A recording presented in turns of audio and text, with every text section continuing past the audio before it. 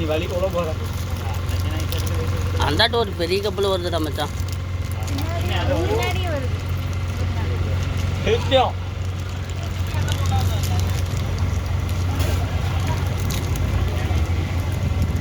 இங்கே வர ஒருத்தர் பறக்கிறாரா மலையில ஏன்டா நிலையிற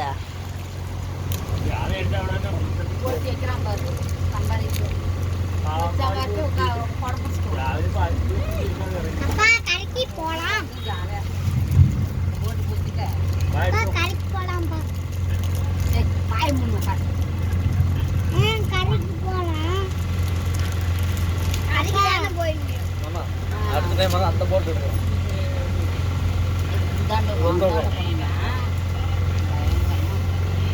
5 மணி நேரம் பேக்கேஜ் போகிறோம் அப்படியே உள்ள சுற்றியே